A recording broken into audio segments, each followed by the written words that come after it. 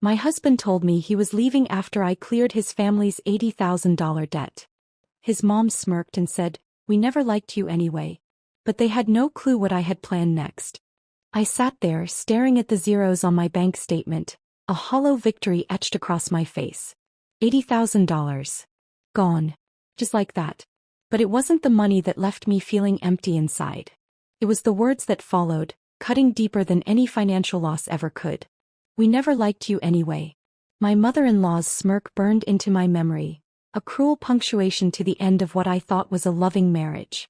But as I watched my husband's retreating back, something inside me shifted. They thought this was the end. They had no idea it was just the beginning. Hey beautiful people. Your support means everything to me. Help me reach my next big milestone by hitting that subscribe button. It's free, supports the channel, and ensures you never miss an amazing video. Let's dive in.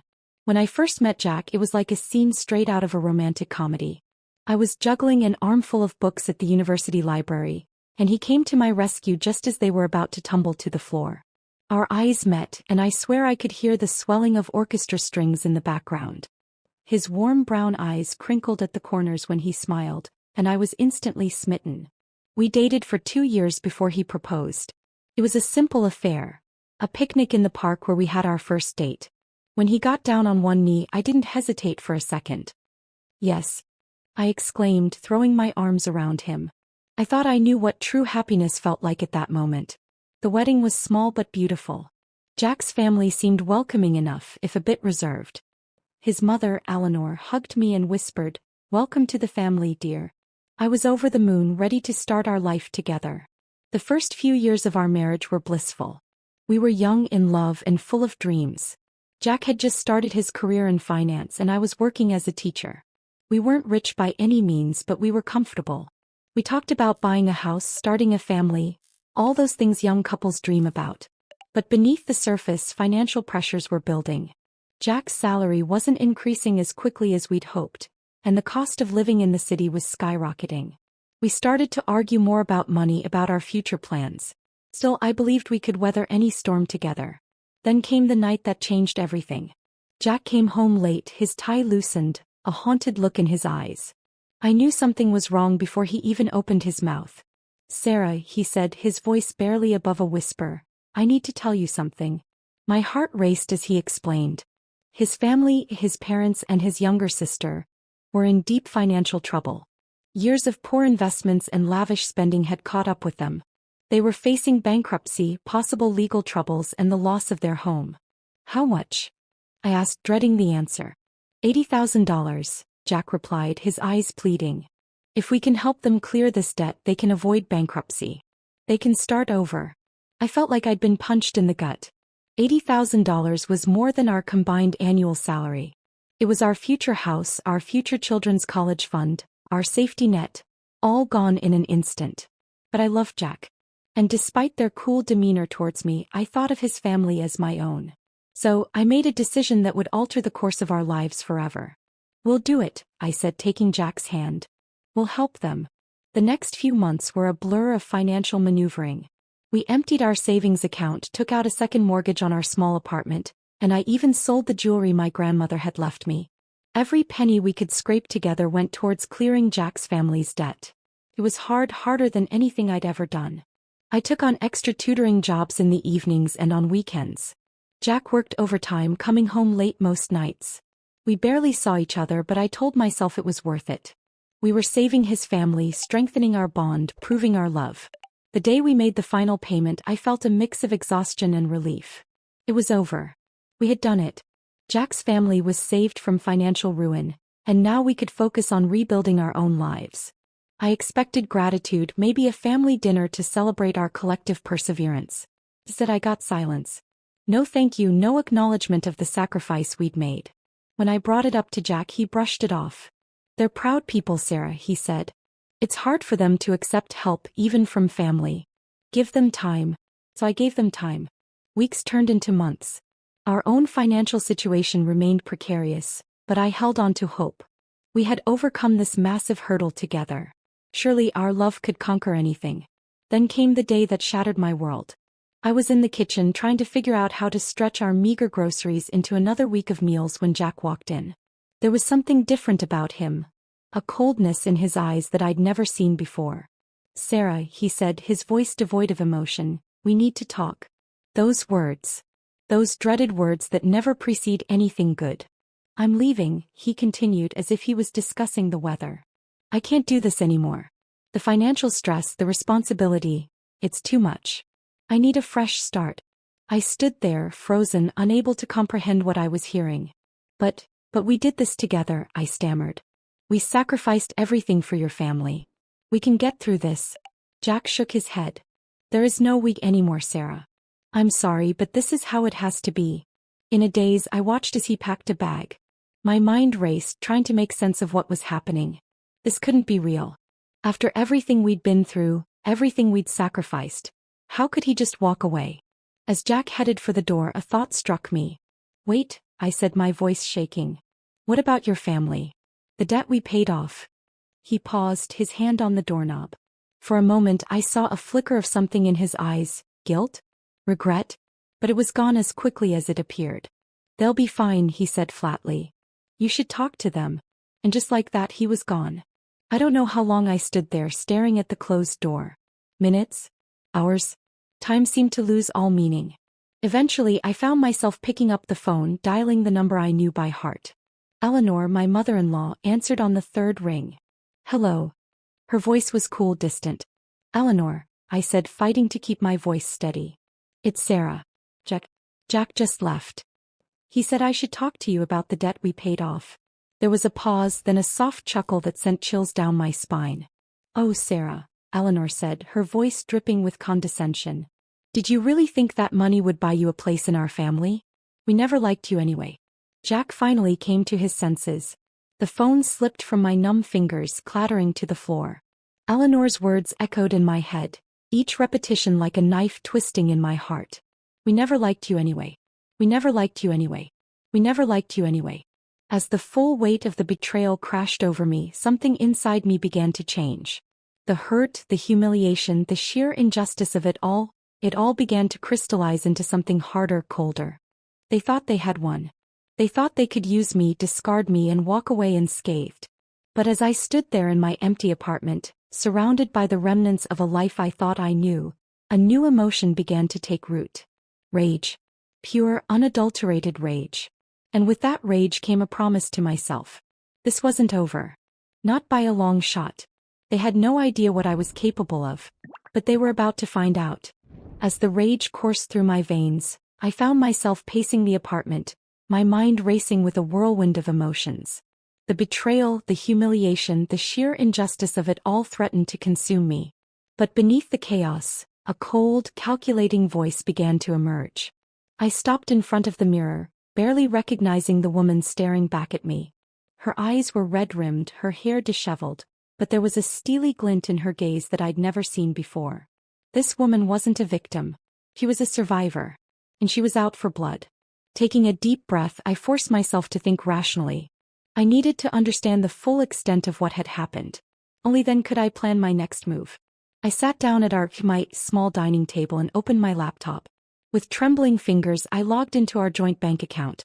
The balance stared back at me, a pitiful fraction of what it once was. I began to scroll through the transaction history, piecing together the financial puzzle of our demise. It had started small. A few thousand here, a few thousand there.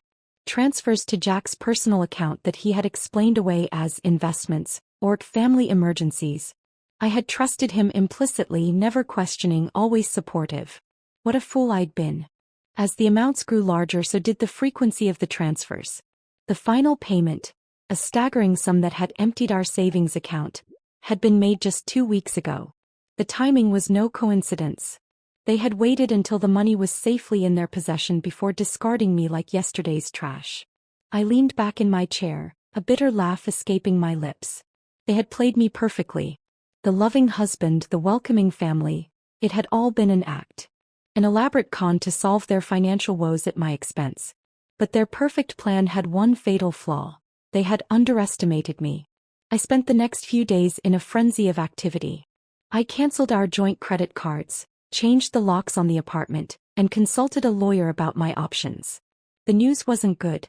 Without proof of fraud, the money I had willingly given to Jack's family was considered a gift in the eyes of the law. I had no legal recourse to reclaim it. The lawyer's words echoed in my head as I left his office. "I'm sorry, Mrs. Thompson, but there's nothing we can do. My advice would be to cut your losses and move on." Move on. As if it were that simple. As if I could just forget the years of my life I had wasted, the dreams I had sacrificed, the future that had been stolen from me. No. Moving on wasn't an option. But moving forward, that I could do. I threw myself into work, picking up every extra shift and tutoring job I could find. By day, I was the perfect image of a woman trying to rebuild her life after a painful divorce. I smiled at my colleagues, assured my friends that I was doing fine, and presented a brave face to the world. But at night, alone in the apartment that now felt too big and too empty, I plotted. I started with research. Hours upon hours spent hunched over my laptop, digging into every aspect of Jack's family's lives. Their businesses, their social circles, their dirty little secrets. I left no stone unturned. It was during one of these late-night research sessions that I made a startling discovery. A small news article buried in the archives of a local paper caught my eye. It detailed the mysterious circumstances surrounding the death of Jack's uncle Robert 5 years ago. Robert had been wealthy, eccentric, and estranged from the family for years. His death had been ruled an accident, but the article hinted at possible foul play. The pieces began to fall into place. The timing of Robert's death coincided with the beginning of the family's financial troubles. Had they somehow been involved? Had their desperate need for money driven them to the unthinkable? I saved the article, along with dozens of other potentially incriminating pieces of information I had uncovered. Slowly but surely, I was building a dossier on the family that had ruined my life. Every scrap of evidence, every whisper of scandal, it all went into my growing file of ammunition. But information alone wasn't enough. I needed a plan, a way to use this knowledge to bring them down. And for that I needed help. I reached out to an old college friend, Alex, who now worked as a private investigator. Over coffee, I shared a sanitized version of my story, painting myself as a concerned ex-wife who feared her husband's family might be involved in illegal activities. Alex listened intently, his brow furrowed. "This is serious stuff, Sarah," he said when I had finished. "If even half of what you suspect is true, we're talking about major fraud, possibly even worse. Are you sure you want to get involved in this?" I met his gaze steadily. "I'm already involved, Alex. I just want the truth." He nodded slowly. "All right. I'll see what I can dig up. But Sarah," he added, his voice softening, "be careful. These people have already shown they're capable of hurting you. Don't do anything rash." I thanked him for his concern, all the while knowing that rash didn't even begin to cover what I had in mind. The weeks that followed were a blur of activity. By day, I continued my charade of the healing divorcee. I even started attending a support group for people who had been betrayed by their partners, partly to maintain my cover and partly to gather more ideas for my revenge. But my nights were devoted to my mission. Alex came through with a treasure trove of information, confirming many of my suspicions and uncovering even more dirt on the family. Financial irregularities, shady business deals, and yes, more questions about Uncle Robert's convenient death. Armed with this knowledge, I began to formulate my plan. It would take time, patience, and nerves of steel, but I was prepared to do whatever it took. The first step was to establish a new identity. Sarah Thompson, the naive and trusting wife, was dead. In her place, I created Samantha Taylor, a savvy businesswoman with a keen eye for investment opportunities. I used a chunk of my dwindling savings to invest in a new wardrobe, a sleek new hairstyle, and even subtle makeup techniques to alter my appearance just enough. I practiced a new way of speaking, a new way of carrying myself. Samantha was confident, assertive, everything that Sarah had not been. With my new persona in place, I began to infiltrate the social circles that Jack's family frequented. Charity galas, business networking events, exclusive clubs, anywhere they might be, Samantha Taylor was there too. Always on the periphery, never drawing too much attention, but always watching, listening, gathering more information. It was at one of these events that I had my first close encounter with Eleanor since that fateful phone call. I was at the bar, sipping a glass of champagne, when I heard her unmistakable laugh. Turning slightly, I saw her holding court with a group of society ladies, every inch the gracious matriarch. Our eyes met for a brief moment across the crowded room. I saw a flicker of confusion cross her face, quickly replaced by dismissal. She didn't recognize me. To her, I was just another face in the crowd, not worth a second glance. Little did she know that this face would soon become her worst nightmare. As I watched Eleanor turn back to her admirers, a cold smile played across my lips. The pieces were falling into place. Soon, very soon, I would be ready to strike. But first, I needed to secure my own financial future. The money I had lost might be gone, but I was determined to recoup my losses and then some. I threw myself into learning about investing, spending hours studying market trends and financial reports. I started small, making cautious investments with what little money I had left. To my surprise, I discovered I had a knack for it. My investments began to grow slowly but steadily. As my confidence grew, so did my ambition. I started taking calculated risks, leveraging my growing knowledge and the inside information I had gathered on various companies. Within months, I had not only recovered my initial investment but was starting to see significant returns. The irony wasn't lost on me. The very skills I was using to rebuild my wealth were the same ones that Jack and his family had exploited for their own gain. But unlike them, I wasn't driven by greed. Every dollar I earned was another step closer to my ultimate goal. 1 year to the day after Jack had walked out of my life, I stood in my new apartment looking out over the city skyline.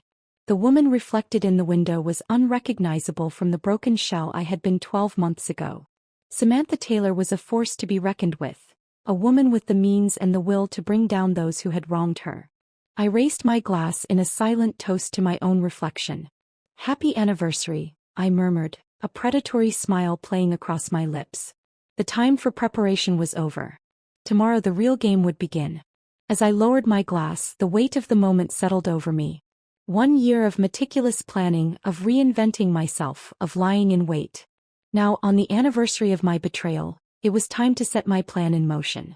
The cruel revelation that had shattered my world would pale in comparison to what I had in store for them.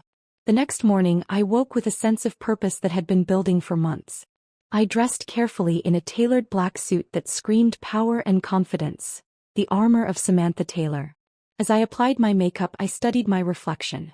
The woman staring back at me was unrecognizable from the naive teacher who had given everything for love. Good. That woman was dead. My first stop was a small cafe across town, far from my usual haunts. I'd arranged to meet Alex there, away from prying eyes. He was already seated in a corner booth when I arrived, a manila envelope on the table in front of him. "You sure about this, Sarah?" he asked as I slid into the seat across from him. Even after a year, he struggled to call me Samantha. "Once you start down this road, there's no turning back." I met his concerned gaze with steely determination. "I'm sure, Alex. They took everything from me. It's time they learned the cost of their actions." He nodded slowly, sliding the envelope across the table. "Everything you asked for is in here. Financial records, communication logs, witness statements about Robert's death. It's all circumstantial, but it's enough to start asking questions," I finished for him. "Thank you, Alex. I couldn't have done this without you." As I stood to leave, he caught my wrist. "Sarah, Samantha, be careful. These people, they're dangerous. If they realize what you're doing." I gave him a small, cold smile. "Don't worry about me, Alex. I'm not the same woman they thought they could discard. I'm ready for whatever comes next." With the envelope tucked safely in my briefcase, I made my way to my next appointment. Over the past year, I'd cultivated a relationship with Janet Moore, an ambitious young journalist always on the lookout for her big break. We met in a busy coffee shop, the buzz of conversation providing cover for our meeting. "Miss Taylor," Janet greeted me eagerly. "You said you had a story for me?" I nodded, sliding a USB drive across the table. "Everything's on here. Financial fraud, tax evasion, and possible involvement in a suspicious death. All tied to one of the city's most prominent families." Janet's eyes widened as she pocketed the drive. "This is big. Are you sure about your sources?" "Absolutely," I assured her. "Every piece of information has been verified." "Of course, I'll need to remain anonymous." "Of course," Janet agreed quickly. "If this checks out, this could be the story of the year." I left Janet poring over the files, my heart racing with a mixture of anxiety and exhilaration. The first domino had been set in motion. Now I just had to wait for it to fall. The next part of my plan required a more personal touch. I'd spent months ingratiating myself into the same social circles as Jack's family, always careful to stay just on the periphery of their awareness. Tonight was a charity gala that I knew Eleanor never missed, the perfect stage for our first real confrontation. As I entered the opulent ballroom, I felt eyes turn my way. Samantha Taylor had become known in these circles as a savvy businesswoman with deep pockets and a generous spirit, exactly the type of person Eleanor loved to cultivate for her pet projects. I made my way through the crowd, accepting a glass of champagne from a passing waiter. I could see Eleanor holding court near the center of the room, surrounded by her usual coterie of sycophants. Taking a deep breath, I stepped into her line of sight. It took a moment for recognition to flicker in her eyes. When it did, I saw a brief flash of shock quickly masked by her usual haughty disdain. "Well, well," she said, her voice carrying just enough to draw the attention of those around her. "Look who's decided to crawl out of whatever hole she's been hiding in. Sarah, isn't it? Jack's little mistake." I felt the eyes of the group on me, curiosity and mild disdain in their gazes. They were expecting me to crumble, to run away in tears like the weak woman they thought I was. Instead, I smiled, cold and sharp as a knife's edge. "Eleanor," I replied, my voice steady and clear. "How lovely to see you again. Although I'm afraid you seem to have me confused with someone else. I'm Samantha Taylor." I extended my hand, noting with satisfaction how her eyes widened at the expensive watch on my wrist. "I don't believe we've been formally introduced." Eleanor's hand trembled slightly as she shook mine, her eyes darting around the group. I could almost see the gears turning in her head, trying to figure out how to play this unexpected development. Of course," she stammered, her usual poise faltering. "My mistake. Welcome, Miss Taylor. Are you new to our little circle?" "Relatively," I replied smoothly. "I've only recently moved my business interests to this area. I must say I've heard so much about your family's ventures. Perhaps we could discuss them sometime? I'm always looking for new investment opportunities." Eleanor's face paled slightly at my words, a flicker of fear passing behind her eyes. Yes, perhaps. If you'll excuse me, I see someone I must speak with." As she hurried away, I could feel the curious gazes of the group on me. I gave them an enigmatic smile before melting back into the crowd. The seed had been planted. Now I just had to watch it grow. Over the next few days, I kept a close eye on the news. Janet didn't disappoint. The story broke on a Tuesday morning, splashed across the front page of the city's most respected newspaper. "Prominent family implicated in financial fraud and death investigation," the headline screamed. I watched from my apartment as the story spread like wildfire. By noon it was on every news channel. By evening, federal investigators were publicly announcing a probe into the family's finances. My phone buzzed with a text from Alex. "It's happening. Are you okay?" I typed back a quick response. "Better than okay. This is just the beginning." As satisfying as it was to see the family's carefully cultivated image begin to crumble, I knew this was just the first salvo in what would be a long campaign. They would fight back, of course. They had money, connections, influence. But so did I now. And unlike them, I had nothing left to lose. The next morning, I received an unexpected call. The number was unfamiliar, but I had a feeling I knew who it was. "Hello," I answered, keeping my voice neutral. "You think you're clever, don't you?" Jack's voice was tight with barely controlled rage. "You think you can just waltz back into our lives and destroy everything we've built?" I allowed myself a small, cold smile. "I'm sorry, who is this?" "Don't play games with me, Sarah," he snarled. "I know it was you behind that article. What do you want? Money? Is that it? You want your precious $80,000 back?" "Oh, Jack," I said, my voice dripping with false sympathy. "You still don't get it, do you? This isn't about money. This is about justice. This is about consequences. You and your family thought you could use me and throw me away like garbage. You're about to learn how wrong you were." There was a long pause on the other end of the line. When Jack spoke again, his voice was quieter, almost pleading. "Sarah, please. Whatever you think you're doing, it's not too late to stop. We can talk about this. We can make things right." For a moment, I felt a flicker of the old Sarah, the woman who had loved this man, who had believed in the goodness of people. But then I remembered the coldness in his eyes as he walked out, the cruelty in Eleanor's voice as she dismissed me. No, Jack, I said firmly. It is too late. Far, far too late. You made your choice a year ago. Now it's time to face the consequences. I ended the call, my heart pounding. There was no going back now. The gauntlet had been thrown down, the battle lines drawn. As I looked out over the city, a city that had once felt so big and overwhelming but now seemed like my personal chessboard, I felt a surge of grim satisfaction. They thought they had seen the worst of me that day a year ago, broken and betrayed in my empty apartment. They had no idea what I was truly capable of. But they were about to find out. As I ended the call with Jack, a surge of adrenaline coursed through my veins. The initial shock of my reappearance had faded, and now the real game was about to begin.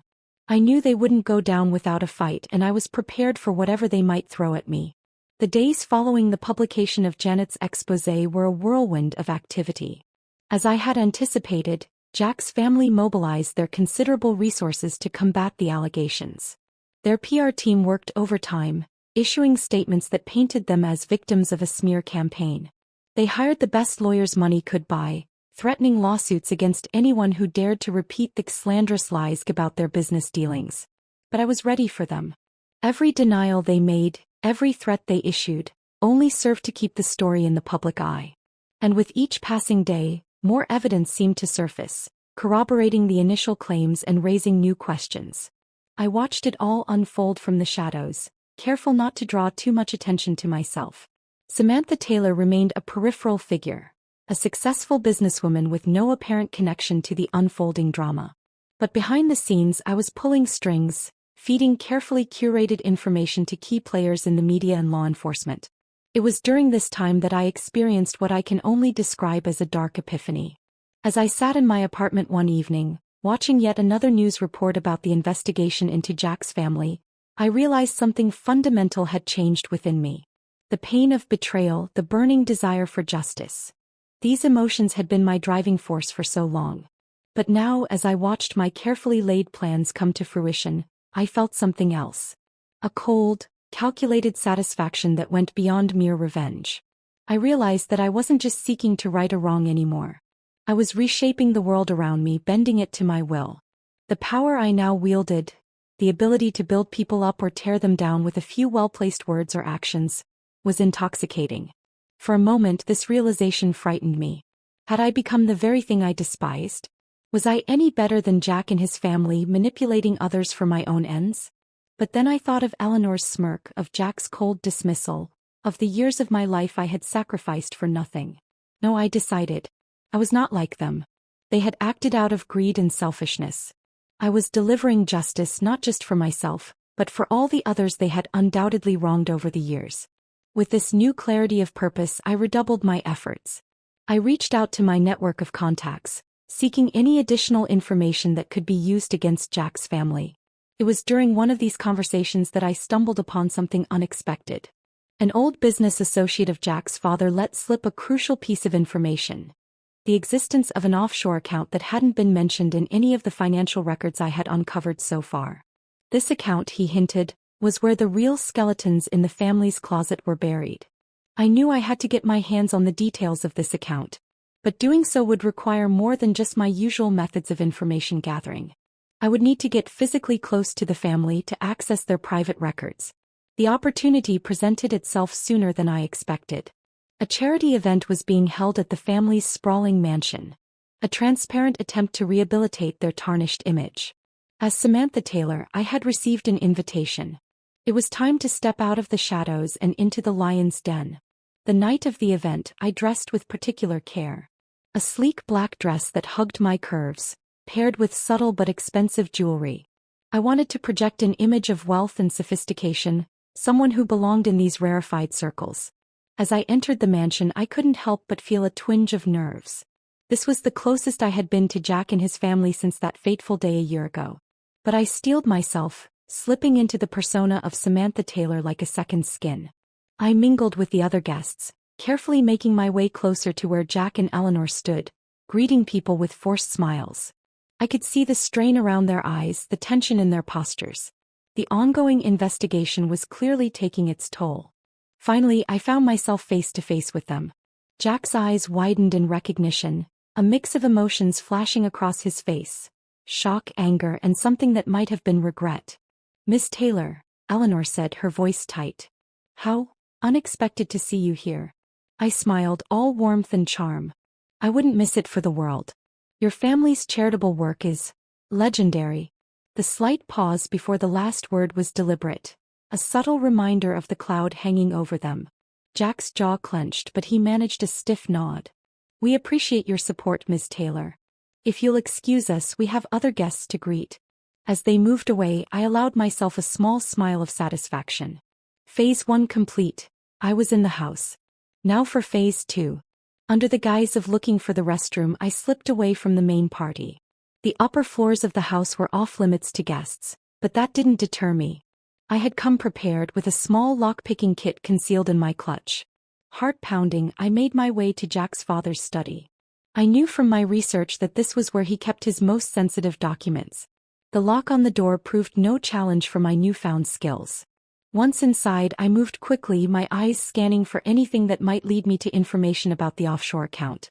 Time seemed to slow as I rifled through drawers and files, hyper-aware of every sound from the party below. Just as I was about to give up, I spotted a small safe hidden behind a painting. It was a long shot, but I had to try. To my surprise, the combination was easy to crack. The date of Jack's parents' anniversary. Some things never changed. Inside the safe, I found what I was looking for. Documents detailing the offshore account, along with records of transactions that painted a damning picture of the family's financial dealings. My hands shook slightly as I used my phone to quickly photograph each page. I had just replaced everything and was about to leave when I heard footsteps in the hallway. Panic surged through me as I realized I had lingered too long. I looked around frantically for a place to hide, finally ducking behind a heavy curtain just as the door opened. "I'm telling you, something's not right," I heard Jack's voice say. "She shouldn't be here." "Calm down," his father replied. "She's just another guest. We can't afford to make a scene, not with everything else going on." I held my breath as they moved around the room, praying they wouldn't notice anything out of place. After what felt like an eternity, they left, still arguing in hushed tones. I waited a few more minutes before slipping out of the study and making my way back to the party. My heart was racing, but I forced myself to appear calm and collected as I rejoined the other guests. As I left the mansion later that night, I felt a surge of triumph. I had what I needed now. The final piece of the puzzle that would bring Jack's family crashing down. But as I drove home, a sobering thought occurred to me. In my quest for revenge, I had crossed lines I never thought I would. Breaking and entering, theft of private documents. I was no longer just an wronged ex-wife seeking justice. I had become something else entirely. The realization should have troubled me more than it did. Instead, I felt a grim sense of satisfaction. I had adapted, evolved into what I needed to be to see this through. As I walked into my apartment, I caught sight of my reflection in the mirror. The woman who looked back at me was a stranger, harder, colder, more determined than ever. "No turning back now," I whispered to my reflection. The die was cast. Whatever happened next, I was committed to seeing this through to the bitter end. As I stood there, staring at my reflection, I knew that the next phase of my plan needed to begin immediately. The information I had obtained from Jack's father's safe was a ticking time bomb, and I needed to use it strategically. The following morning, I woke up early, my mind already racing with plans. I knew that simply releasing the information about the offshore account would cause a splash, but it wouldn't be enough to bring down the entire family. I needed to craft a narrative, to set the stage in a way that would make the fall of Jack's family not just a possibility, but an inevitability. My first step was to reach out to Janet, the journalist who had broken the initial story. Over a secure line, I hinted at new developments, stoking her curiosity without revealing too much. "Keep your eyes open," I told her. "Things are about to get very interesting." Next, I turned my attention to social media. Over the past year, I had cultivated a network of influential accounts across various platforms. Some were real people I had carefully befriended as Samantha Taylor. Others were carefully crafted personas I had created myself.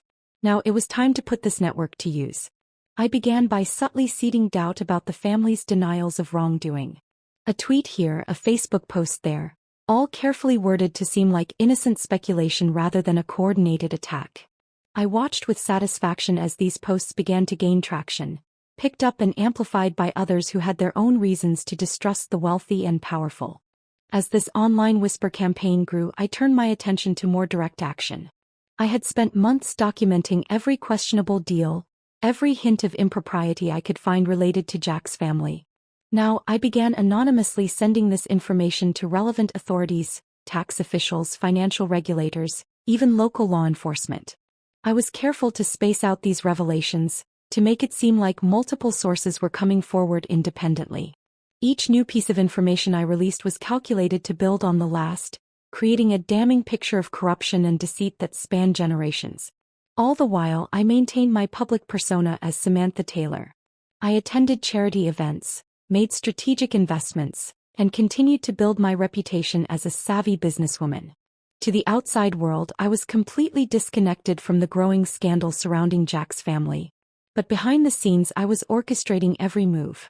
I watched with a mix of satisfaction and cold detachment as the pressure on the family began to mount. News reports became more frequent and more critical. Whispers of criminal investigations grew louder. Former associates began to distance themselves, afraid of being caught in the fallout. Through my network of contacts, I heard that Jack and his family were starting to feel the strain. Their once solid facade was beginning to crack. Eleanor had been overheard having a heated argument with her husband at a restaurant, their voices carrying despite their attempts at discretion. Jack had started drinking heavily, showing up to business meetings unkempt and irritable. It was during this time that I received an unexpected visit from Alex, my old friend and private investigator. He showed up at my apartment one evening, his face grave. "Sarah," he said, reverting to my old name despite my protests. "I need to know, how far are you planning to take this?" I invited him in, pouring us both a glass of wine before responding. "As far as necessary," I said simply. "They need to pay for what they've done." Alex sighed, running a hand through his hair. "I get that, I do. But Sarah, Samantha, whatever you want to call yourself now. This isn't just about exposing some financial misdeeds anymore. The stuff you've been digging up, the way you're releasing it, you're systematically destroying these people's lives." I felt a flicker of annoyance at his words. "And what about my life?" I countered. "They destroyed it without a second thought. Why should I show them any mercy?" "Because if you don't," Alex said quietly, "you might lose yourself in the process. I've seen it happen before. People get so focused on revenge that they become something they never meant to be." His words hit closer to home than I wanted to admit. I thought about the woman I had seen in the mirror the night before, the stranger with cold eyes and a colder heart. For a moment I felt a pang of doubt. Was I going too far? But then I remembered Eleanor's smirk, Jack's casual cruelty as he walked out on me. The doubt hardened into resolve. "I appreciate your concern, Alex," I said, my voice steady. "But I know exactly what I'm doing. And I'm prepared to face the consequences." Alex looked at me for a long moment, then nodded slowly. "I hope you know what you're doing," he said as he stood to leave. "Just be careful. These people, they're not going to go down without a fight." After he left, I sat alone in my apartment, turning his words over in my mind. Alex was right about one thing: Jack's family wouldn't give up easily. They had too much to lose. I needed to be prepared for their counterattack. Over the next few weeks, I redoubled my efforts. I reached out to former employees of the family's businesses, offering anonymity in exchange for any information they might have. Many were hesitant at first, but as the public tide turned against their former employers, more and more began to come forward. Each new revelation was like a piece of a puzzle, fitting together to create a damning picture of decades of corruption, exploitation, and deceit. The offshore account I had discovered was just the tip of the iceberg. There were shell companies, fraudulent charities, even hints of connections to organized crime. As I compiled this information, I began to notice a pattern. Many of the family's worst excesses seemed to coincide with periods of financial strain. It was as if they viewed ethical behavior as a luxury they could only afford when times were good. This realization gave me an idea. If I could put enough financial pressure on the family, force them into a corner, they might make a desperate move, one that would expose their true nature to the world once and for all. With this in mind, I began to adjust my strategy. Instead of just exposing past misdeeds, I started to target their current income streams. Through my business connections, I quietly advised investors to pull out of the family's ventures. I used my social media network to start rumors about the stability of their companies. The effect was slow at first, but as the weeks went by, it began to snowball. Stock prices for companies associated with the family began to drop. Longtime business partners started to distance themselves. The once mighty financial empire that Jack's family had built began to show signs of crumbling. Throughout all of this, I maintained my cover as Samantha Taylor. I even reached out to Jack directly, offering my sympathies for the difficulties his family was facing. The conversation was tense, filled with unspoken accusations and barely concealed hostility. "I don't know what game you're playing," Jack said at one point, his voice low and angry. "But if you think you can take us down, you're sadly mistaken. We've weathered worse storms than this." I just smiled, my voice honeysweet with false concern. "I'm sure you have, Jack. I'm just offering my support as a friend. After all, we all go through difficult times, don't we?" The look in his eyes as we ended the call told me everything I needed to know. He suspected my involvement, but he couldn't prove anything. More importantly, he was scared. The unshakable confidence that had once defined him was gone, replaced by a desperate, cornered look. As I hung up the phone, I felt a surge of cold satisfaction. The stage was set. The players were in position. Now it was time for the final act to begin. I walked to my window, looking out over the city that had once seemed so vast and impersonal. Now it felt like my chessboard with Jack's family as the pieces I was methodically removing. "Check," I whispered to myself, a small, cold smile playing on my lips. "Your move." As I stood by the window, savoring the moment of anticipation, I knew that the time had come to launch my first major offensive. The groundwork had been laid, the tensions had been building, and now it was time to watch the first domino fall. The next morning, I put the final touches on a comprehensive dossier I had compiled.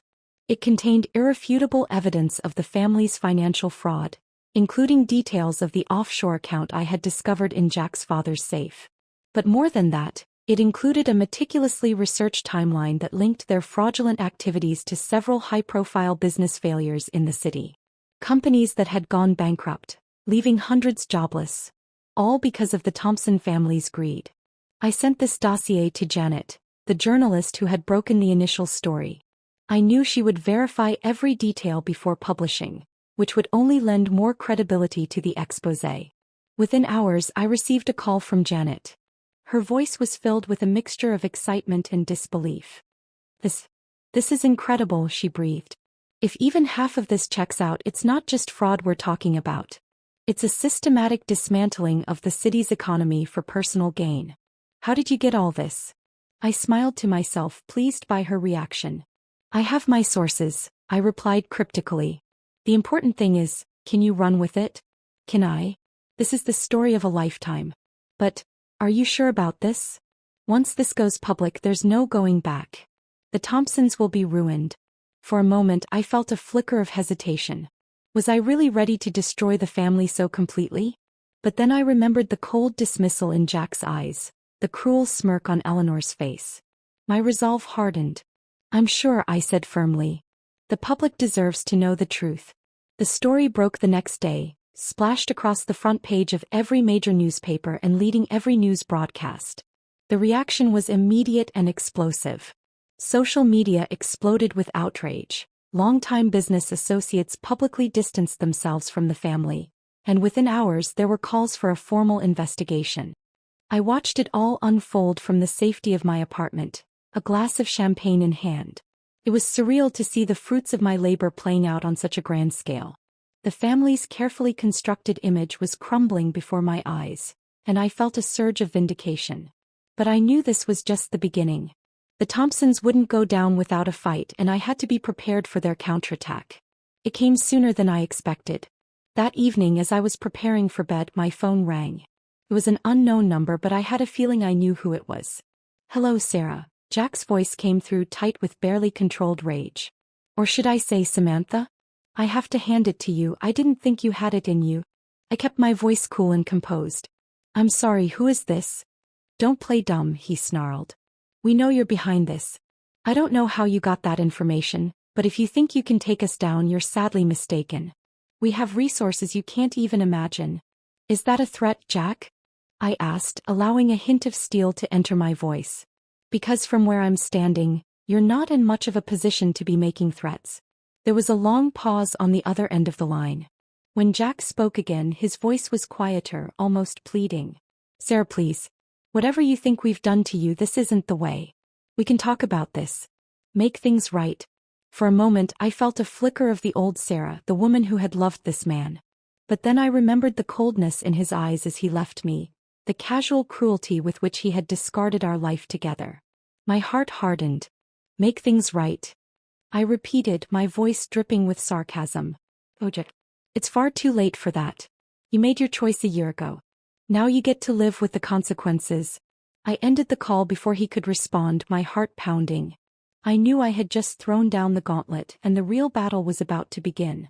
Over the next few days I watched as the Thompsons scrambled to contain the damage.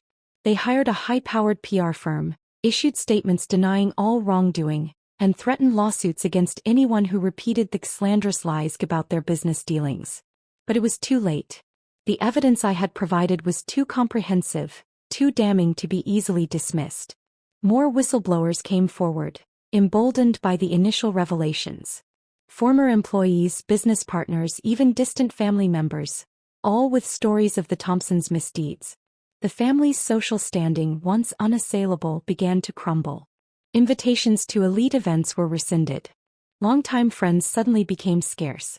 Even their charitable foundation, once the cornerstone of their public image, came under scrutiny as questions arose about how donations were being used. I watched it all unfold with a sense of grim satisfaction. But I knew better than to let my guard down. This was just the first strike, and the Thompsons still had resources and connections. They wouldn't go down without a fight. My suspicions were confirmed when I received a call from Alex, my private investigator friend. Sarah, he said, his voice urgent. You need to be careful. I've heard chatter that the Thompsons are hiring people to dig into your past. They're looking for anything they can use against you. I felt a flutter of anxiety but quickly suppressed it. I had anticipated this move and taken precautions. Let them dig, I replied.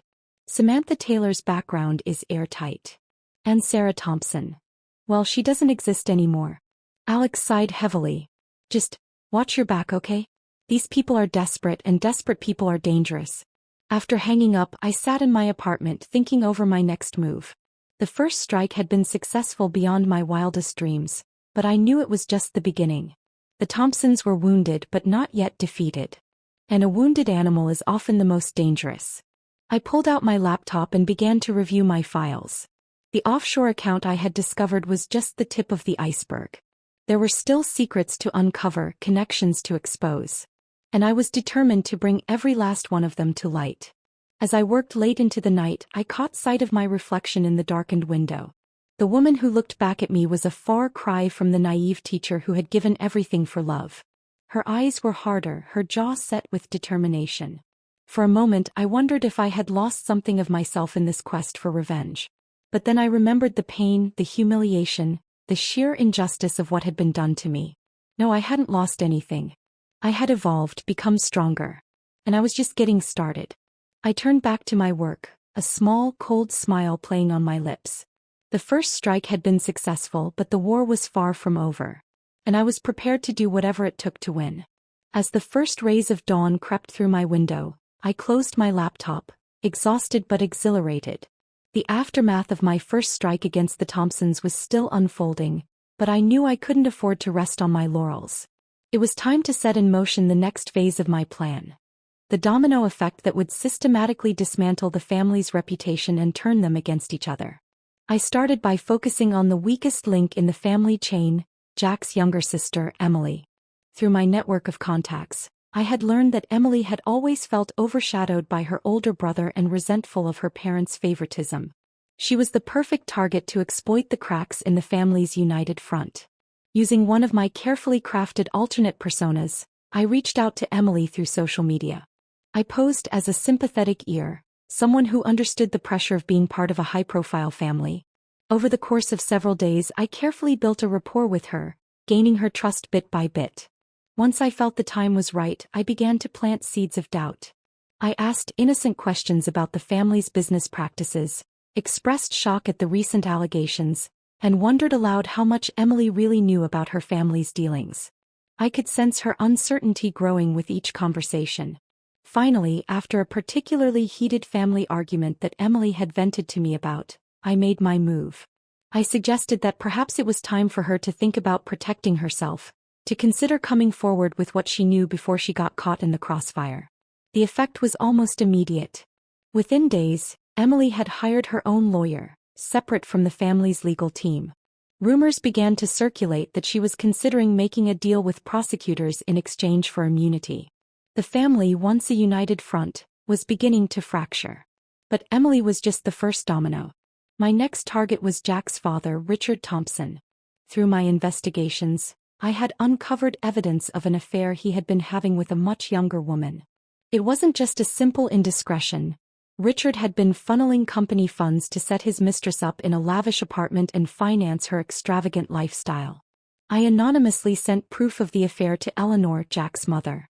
The evidence included financial records, photographs, and even a recording of Richard promising his mistress that he would leave Eleanor for her. I made sure the package was delivered when I knew Richard would be at home, maximizing the potential for a confrontation. The fallout was spectacular. Eleanor, always the picture of poise in public, lost her composure entirely. Witnesses reported hearing screaming matches from the Thompson mansion, and Richard was seen leaving the house with hastily packed bags, his face bruised. As news of the family's personal drama began to leak to the press, their carefully cultivated image of unity and moral superiority crumbled further. Business associates, already wary after the financial fraud allegations, began to distance themselves even more. The Thompson name, once a symbol of success and influence, was quickly becoming toxic. But I wasn't done yet. My next move targeted the heart of the family's financial empire. Using the information I had gathered about their offshore accounts and shell companies, I began to systematically expose their network of financial manipulation. I leaked documents to financial regulators, showing how the Thompsons had been evading taxes for years. I provided evidence to investigative journalists, revealing how they had been using their charitable foundation as a front for money laundering. With each new revelation, the noose tightened around the family's neck. The effect on their business interests was devastating. Share prices in Thompson-controlled companies plummeted. Partners pulled out of deals. Banks began calling in loans. The financial empire that had taken generations to build was collapsing like a house of cards. Through it all, I maintained my cover as Samantha Taylor. I continued to attend social events, to make strategic investments, to build my reputation as a savvy businesswoman. To the outside world, I was completely disconnected from the drama surrounding the Thompsons. But behind the scenes, I was orchestrating every move, watching with cold satisfaction as my plan unfolded. It was at one of these events that I had my first face-to-face confrontation with Jack since this all began. He cornered me at the bar, his eyes bloodshot, his usually immaculate appearance disheveled. "I know it's you," he hissed, his breath reeking of expensive scotch. "I don't know how you're doing it, but I know you're behind all of this." I met his gaze coolly, taking a sip of my champagne. "I'm afraid I don't know what you're talking about, Jack. Are you feeling all right? You look a bit stressed." His hand shot out, gripping my arm tightly. "Don't play games with me, Sarah. You've destroyed everything. My family, our business, our reputation. It's all gone. Are you happy now?" For a moment I felt a flicker of the old pain, the old love. But then I remembered the coldness in his eyes as he left me, the casual cruelty with which he had discarded our life together. My heart hardened. "You seem to have me confused with someone else, Mr. Thompson," I said, my voice icy. "Now, I suggest you remove your hand before I call security." He released me, stepping back as if burned. The look in his eyes was a mixture of fury and desperation. "This isn't over," he growled before storming away. As I watched him go, I felt a surge of triumph. The mighty Jack Thompson reduced to a drunken, paranoid wreck. It was everything I had dreamed of and more. But even as I savored my victory, a small voice in the back of my mind whispered a warning.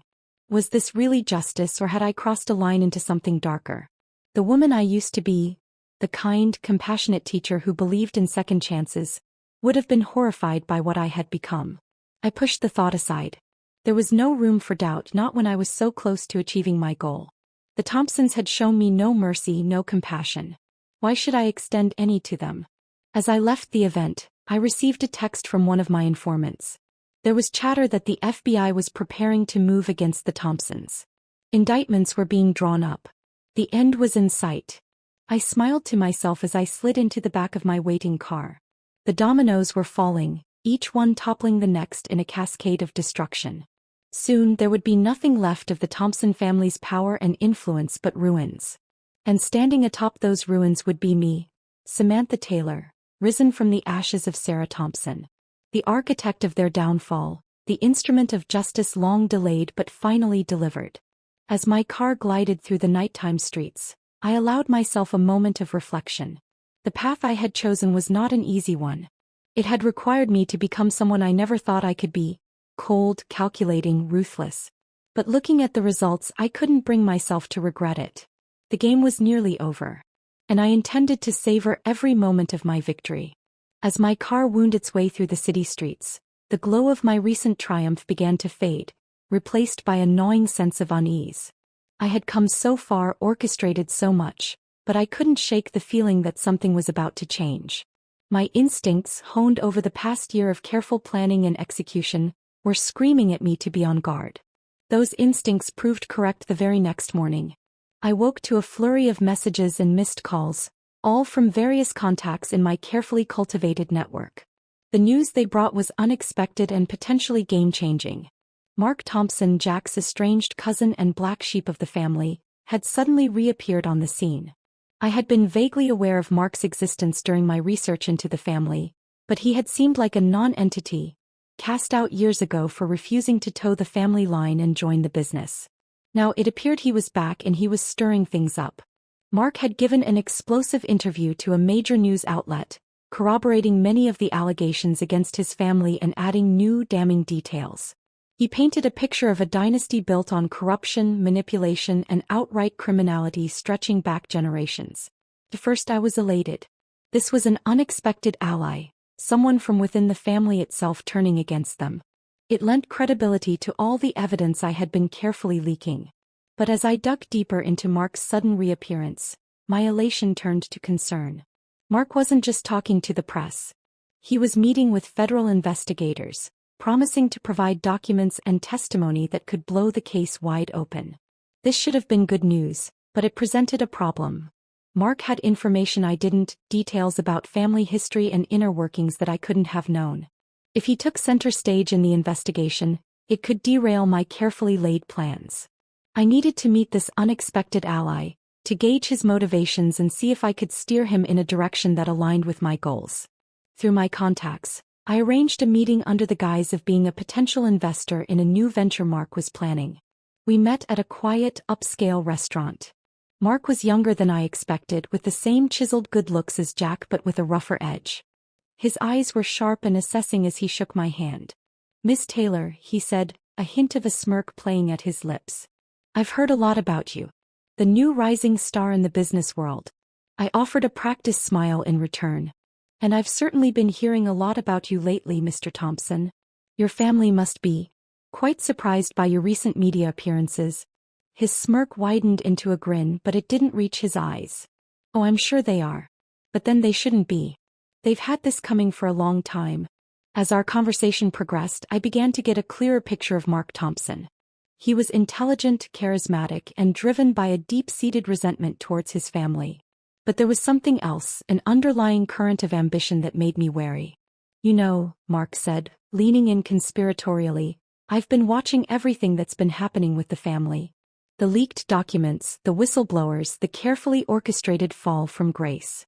It's impressive work. Almost as if someone's been pulling strings behind the scenes." I kept my face impassive even as my heart rate picked up. "The mighty do have a tendency to fall," I said noncommittally. "Especially when their foundation is built on lies." Mark's eyes glinted. "Indeed they do. But I can't help but wonder, what happens after the fall? Someone's bound to step in and pick up the pieces. Someone who knows the whole story."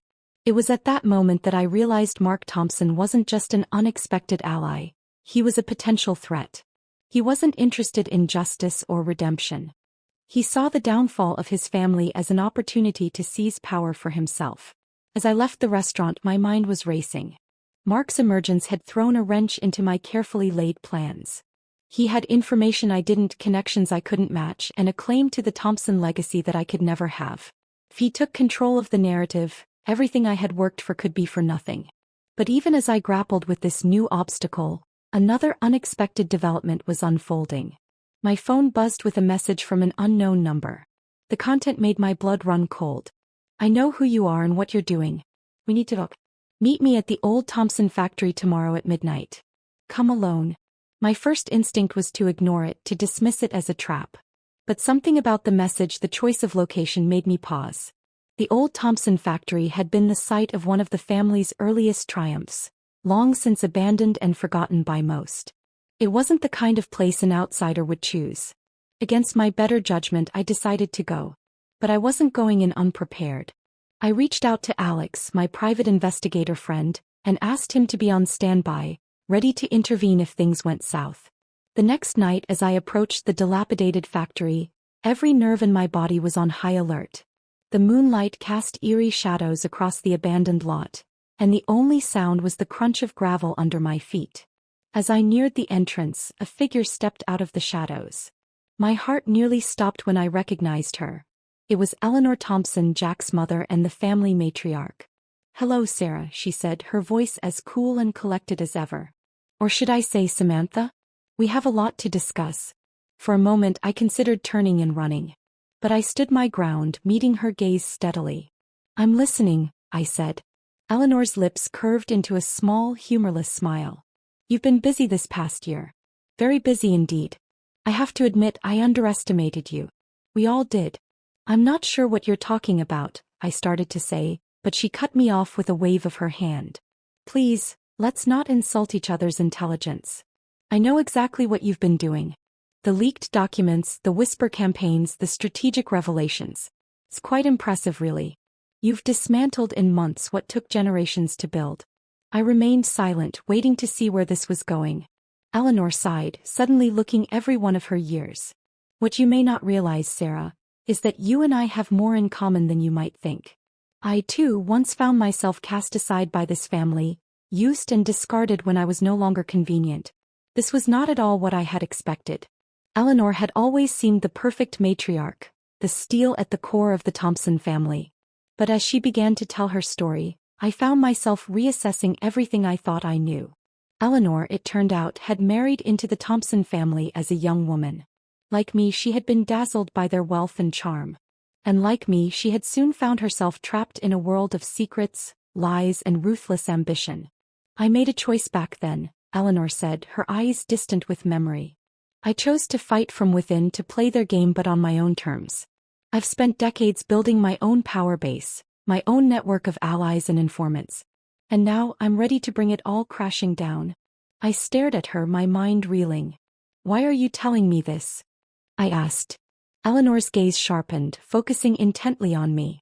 "Because, my dear, I'm offering you a choice. You can continue on your current path, dismantling the family piece by piece. Or you can join forces with me and we can destroy them in one fell swoop." As I stood there in the moonlight, facing the woman I had long considered my enemy, I realized that the game had changed once again. New allies, new obstacles, and a decision that could alter the course of everything I had worked for. The path forward was suddenly less clear, the outcome less certain. But one thing remained constant: my determination to see this through to the end, whatever that end might be. Eleanor's offer hung in the air between us, heavy with potential and danger.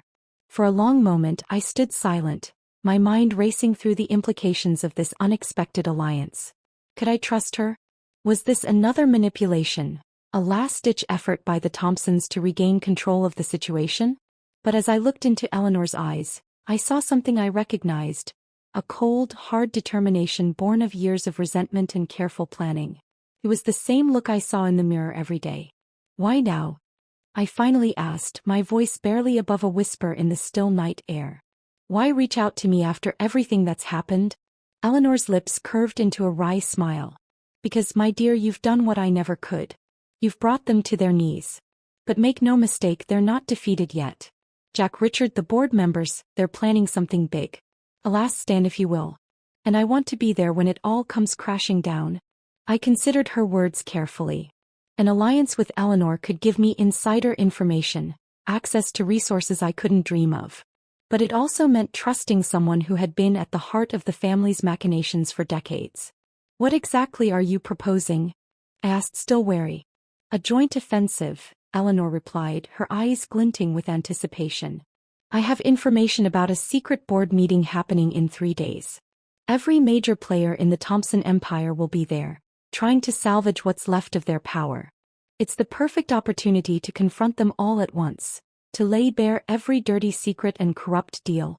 The idea was tantalizing. A chance to face them all, to see the look in their eyes as their world crumbled around them. It was everything I had been working towards. "And what do you get out of this?" I pressed, still not fully trusting her motives. Eleanor's face hardened. "Revenge, pure and simple. They took my youth, my dreams, twisted me into something I never wanted to be. I want to watch it all burn." In that moment I saw myself reflected in Eleanor. The pain, the anger, the all-consuming desire for retribution. It was a chilling realization. "All right," I said finally. "I'm in. But we do this my way. I've come too far to let anyone else take control now." Eleanor nodded, a look of respect flickering across her face. "Agreed. Now let's plan our grand finale, shall we?" The next 3 days were a whirlwind of activity. Eleanor provided me with detailed information about the upcoming board meeting, attendees, security measures, even the layout of the boardroom. I cross-referenced everything with my own sources, not willing to rely solely on her information. Meanwhile, I prepared my final dossier of evidence. Every shred of proof I had gathered over the past year, every damning email and incriminating financial record, all compiled into one devastating package. On the morning of the meeting, I stood in front of my mirror, carefully applying my makeup like war paint. The woman who looked back at me was a far cry from the broken, betrayed wife I had been a year ago. Today I was Samantha Taylor, avenging angel, come to deliver justice. Eleanor and I met outside the imposing Thompson corporate headquarters. She was dressed impeccably as always, but there was a fierce gleam in her eye that belied her calm exterior. "Ready?" she asked, offering me a small conspiratorial smile. I nodded, squaring my shoulders. "Let's finish this." We strode into the building together, our heels clicking in unison on the marble floor. The security guards, recognizing Eleanor, waved us through without question. As we rode the elevator to the top floor, I felt a surge of adrenaline. This was it, the moment everything had been building towards. The boardroom fell silent as we entered. I saw shock, confusion, and then dawning horror on the faces of the assembled Thompson elite as they recognized me. Jack, sitting at his father's right hand, went pale. "What is the meaning of this?" Richard Thompson bellowed, rising to his feet. "Eleanor, what are you doing here?" "And with her?" Eleanor's smile was razor-sharp. "Sit down, Richard. It's time we had a family meeting." Before anyone could react, I stepped forward, dropping my thick dossier on the polished boardroom table with a resounding thud. "Ladies and gentlemen of the board," I began, my voice steady and clear, "my name is Sarah Thompson. Some of you may remember me as Jack's wife.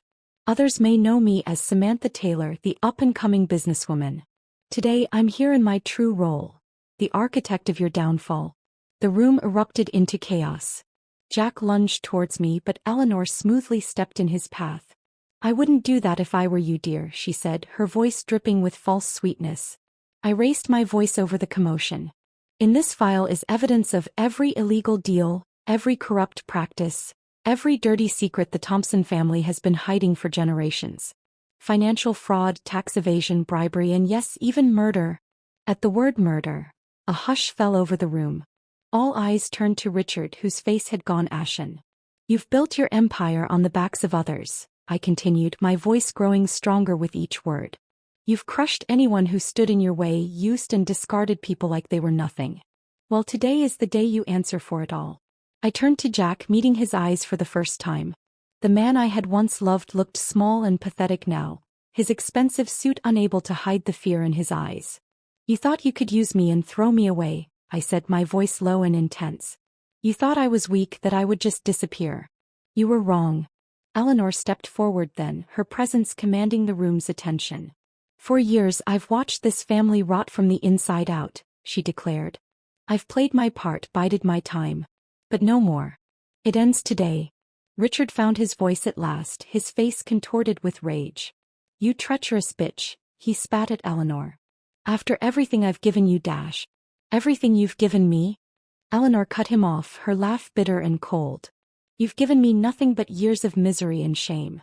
Well, now I'm taking it all back. As if on cue, the boardroom doors burst open. A team of FBI agents flooded in, led by a grim-faced man in a suit. Richard Thompson, the lead agent, announced, "You and your associates are under arrest for a litany of charges including fraud, racketeering, and conspiracy to commit murder. You have the right to remain silent." The next few minutes were a blur of activity.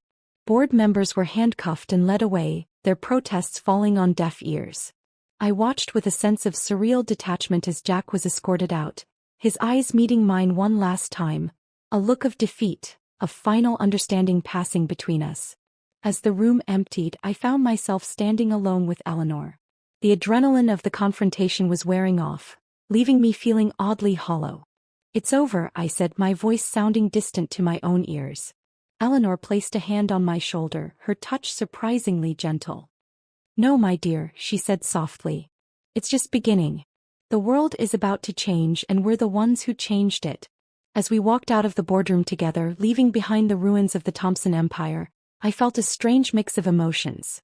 Triumph, yes, but also a sense of loss. The quest that had consumed my life for the past year was over. The question now was, who was I without my revenge?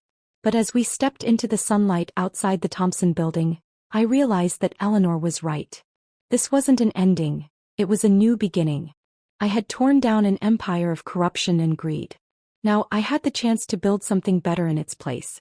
The future stretched out before me, full of possibilities. And for the first time in a long time I felt ready to embrace it. As Eleanor and I stepped out of the Thompson building, we were immediately engulfed by a sea of flashing cameras and shouting reporters. The news of the arrest had spread like wildfire, and the media frenzy was in full swing. We pushed through the crowd, neither of us willing to comment at this stage. My mind was still reeling from the events that had just unfolded. We made our way to a nearby cafe, seeking a moment of quiet to process what had happened. As we sat down with our coffees, Eleanor looked at me with a mix of admiration and concern. "You did it, Sarah," she said softly. "You brought them down. How does it feel?" I stared into my coffee, struggling to put my emotions into words. I'm not sure," I admitted. "Part of me feels triumphant, vindicated. But there's also this emptiness I didn't expect." Eleanor nodded knowingly. "Revenge is a curious thing. Consumes you, drives you forward. But once it's achieved, it leaves a void." Her words resonated deeply. For so long, my entire existence had been focused on this singular goal. Now that it was accomplished, I felt adrift, unsure of my next move. The following days were a blur of legal proceedings, press conferences, and endless questions. The fall of the Thompson Empire was the biggest story of the year, possibly the decade. Every news outlet wanted an exclusive. Every prosecutor wanted my testimony. I watched from a distance as the family I had once been a part of was systematically dismantled. Jack, Richard, and several board members were facing lengthy prison sentences. The Thompson companies were in free fall, their stock prices plummeting as investors rushed to distance themselves from the scandal. But amidst the chaos, I found myself increasingly withdrawn. The satisfaction I had expected to feel was overshadowed by a growing sense of unease. Had I become the very thing I despised in my quest for justice? It was during this time of introspection that I received an unexpected visitor. Alex, my old friend and private investigator, showed up at my apartment one evening, concern etched on his face. "Sarah," he said as I let him in, "I've been worried about you. How are you holding up?" I managed a weak smile. "I'm fine, Alex. It's just a lot to process." He studied me for a moment, then shook his head. "You're not fine. I can see it in your eyes. This whole thing, it's eaten away at you." His words struck a chord, and suddenly the emotions I had been suppressing came flooding out. I found myself pouring out my conflicted feelings to Alex. The triumph mixed with guilt, the satisfaction tainted by a sense of loss. "I spent so long being Samantha Taylor," I confessed, "playing this role, that I'm not sure who Sarah is anymore. I achieved everything I set out to do, but at what cost?" Alex listened patiently, his presence a comforting reminder of the person I used to be. When I finished, he was quiet for a long moment before speaking. Sarah, he said gently, what you did, it was incredible. You exposed corruption, you brought criminals to justice. But revenge can't be the end of your story. It's what you do next that really matters. His words struck a chord deep within me. For so long I had been focused on tearing down the Thompsons. Perhaps now it was time to start building something of my own. Over the next few weeks I began to reevaluate my life and my choices. I started by reaching out to Janet, the journalist who had been instrumental in exposing the Thompson family's misdeeds. Together, we began working on a book that would tell the full story of the Thompson empire's rise and fall. Writing the book was a cathartic experience. It allowed me to process everything that had happened, to see the events of the past year with a new perspective. As I recounted my journey from betrayed wife to avenging force, I began to reconnect with the person I used to be, the idealistic teacher who believed in justice and second chances. But I wasn't content with just telling the story. I wanted to do more, to make a positive impact with the knowledge and resources I had gained. That's when the idea struck me.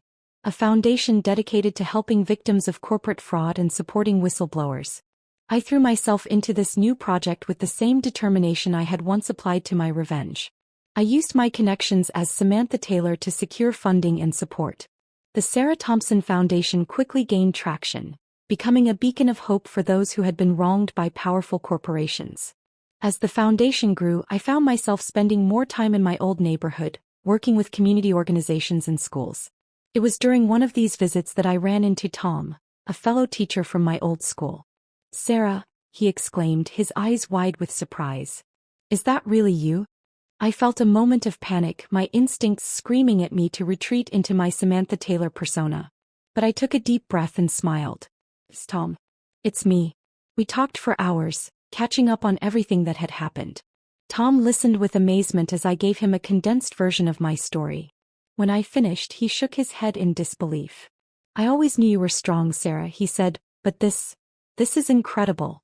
You've been through so much, and yet here you are, still trying to make the world a better place. His words touched something deep inside me. For the first time in a long time, I felt like Sarah again. Not the naive woman I had been, but a stronger, wiser version of myself.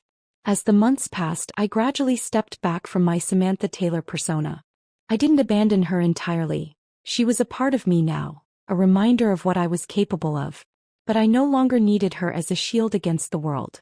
1 year after the fall of the Thompson Empire, I stood on a stage, preparing to give a speech at a charity gala for the foundation. As I looked out over the crowd, I saw faces both familiar and new. Alex was there, beaming with pride. Janet sat with her notepad ready to document the event. And in the back, almost hidden in the shadows, I spotted Eleanor, giving me a small nod of approval. As I began to speak, I felt a sense of peace wash over me. The journey had been long and difficult, filled with pain and darkness. But standing there, I realized that every step had led me to this moment. Ladies and gentlemen, I began, my voice strong and clear, my name is Sarah Thompson. A year ago I stood in the shadows, driven by a need for revenge. Today I stand before you in the light, guided by a desire to make a difference. As I continued my speech, outlining the foundation's goals and achievements, I felt the last pieces of my old self falling into place. The woman who had been broken by betrayal, who had remade herself into an instrument of vengeance, had finally found her true purpose. The road ahead would not be easy. There would be challenges, setbacks, and moments of doubt. But for the first time in a long time, I was excited about the future. I had torn down an empire built on lies and corruption. Now I had the chance to build something meaningful in its place. As I concluded my speech to thunderous applause, I knew that this was not the end of my story. It was a new beginning, full of possibility and hope. And whatever came next, I was ready to face it as my true self, Sarah Thompson, stronger and wiser, but still believing in the power of justice and redemption.